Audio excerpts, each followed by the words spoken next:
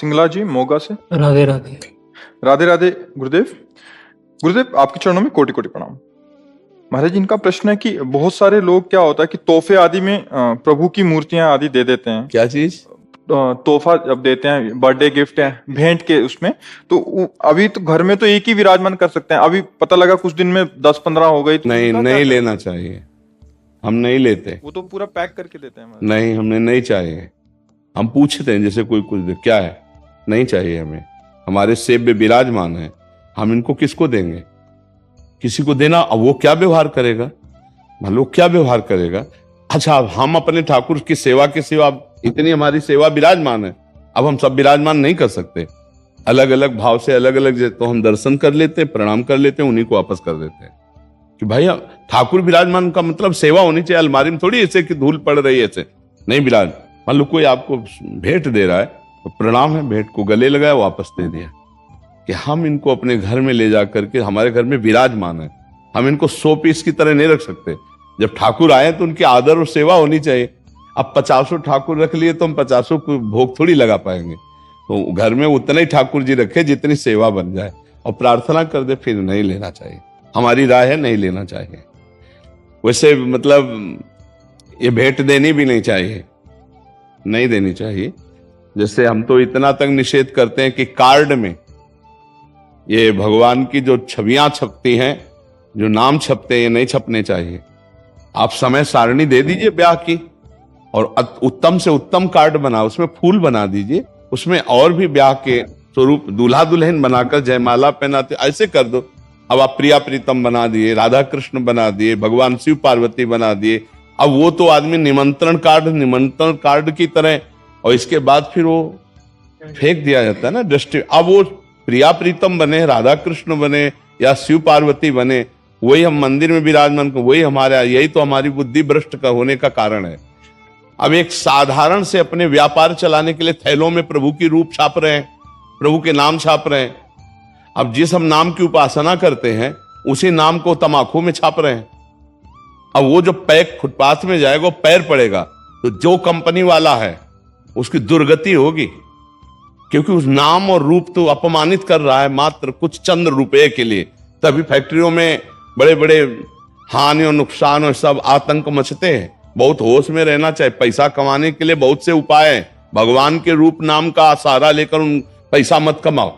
पैसा कमाने के लिए आपके लिए बहुत से सामग्री है भाई, अच्छी से अच्छी वस्तु बेचिए। आप उसमें भगवान नाम क्यों लिख देते हैं, भगवान का रूप क्यों छाप देते हैं?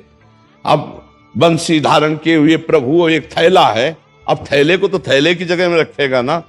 अब मान लो ऐसे थैला रखा, वहीं आप जूता पहने खड़े, तो अपराध नहीं लगेगा? आप कितना सम्मान करते हैं अपने प्रभु की छवियों का। इसीलिए तो हम सबकी बुद्धि भ्रष्ट हो जाती है। पोस्टर छपवा दिए, उसमें भगवान की भी छवि बनी हुई है और अपनी भी छवि बनी हुई है, और गुरु भी बैठे, आचार्य भी बैठे। पोस्टर फाड़ के नाली में फेंक दिए गए, क्योंकि तुम धर्म के सूक्ष्म भाव को नहीं समझ रहे हो, तुम भगवान का अपमान कर रहे हो। हमें लगता है नहीं लेना चाहिए और नहीं देना चाहिए। ऐसे थोड़ी कि भेंट में आप सबको प्रभु बांट रहे हैं, प्रभु के थैले बांट रहे हैं। वो भेंट को तरह लेगा, वो कोई भगवान मान के लेगा? हाँ, जिसकी श्रद्धा है तो जाओ, आप भेंट दो, जाके खरीदो जाके, और फिर लाओ और पद्धति से विराजमान करके उनकी सेवा करो। वो बात तो ठीक है। खिलवाड़ में भेंट देना थोड़ी है। ना भेंट देना चाहिए ना भेंट लेना चाहिए प्रभु के रूपों की। हाँ, अगर सेवा भावना तो फिर जरूर ले लेनी चाहिए। लेकिन घर में सबके ठाकुर विराजमान है, और वो कहाँ 50 जगह विराजमान करके भोग लगाएगा? तो अनादर ही तो होगा। अपने यहाँ देखो कितने स्वार्थी है। पूजा का समय आया तो गणेश लक्ष्मी जी खरीद लाए, पूजा की उनकी। इसके बाद कहाँ रहते हैं जानते हो? दरवाजे के किसी कोने में ऐसे, और फिर जाके किसी पीपल वृक्ष के नीचे ऐसे बैठे दिखाई देते हैं।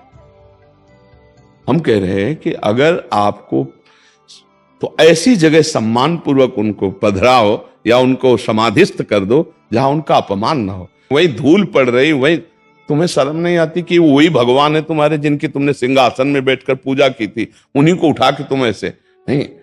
अगर उत्सव मना लिया तो फिर उनको समाधिस्थ या जल में समाधिस्थ कर दो, या जल के आसपास पवित्र देश में गड्ढा करके और पुष्प आदि डाल करके समाधिस्थ कर दो, ऊपर से लेप कर दो। अपने इष्ट का सम्मान करना तो सीखे। ऐसे थोड़ी कि जितनी मन आई उतनी छवियां टांग ली, और जब मन आया छवि। एक हम जा रहे थे तो एक जगह मार्ग में इतने सुंदर प्रभु की छवि पड़ी थी, शीशा टूटा हुआ ऐसे उठाया, छाती से लगाया, फिर जाकर के उनको, तो अब ये भाव तो कैसे, अब उन तो नई छवि विराजमान कर ली, पुराने फेंक दिए, तो भगवान कभी प्रसन्न होंगे तुमको? क्या समझते, तुम्हारी पूजा से वो तुमने आदर ही नहीं किया। एक बार राधा बाबा गीता वाटिका में, तो यहां से वो घनश्याम ठाकुर गए हुए थे, बहुत बड़े महान संत भी हुए, और रास करने में वो ठाकुर जी बनते थे, इसलिए उनको ठाकुर जी का, वो ऐसे अंगुली से लिख दिया ऐसे राधा रज में। बाबा वहां से निकले और बोले ठाकुर तुम्हारे, अब इस पर किसी का पैर पड़ेगा तो सारे पुण्य नष्ट हो जाएंगे। बाबा बैठ के पूरी रज झाड़ झाड़ के ऐसे कर, और फिर तुलसी के घेरा में डाला, जहां बोले भूल कर भी जमीन में न रखना। देखो संत जन कितनी महिमा जानते हैं नाम की। अब वही नाम छपे हुए हैं, कितने ऐसे थैले, कितने ऐसी सामग्रियां जिनमें भगवान नाम छपे हुए हैं, अब वो सब ऐसे कैसे? यही हम देखते हैं, फाड़ करके नालियों में फेंक दिए जाते हैं भगवान के नाम, भगवान के रूप। ये सब अपराध है, ऐसा नहीं करना चाहिए, क्योंकि ऐसे करने से बुद्धि भ्रष्ट हो जाती है, सुंदर भक्ति नहीं आती।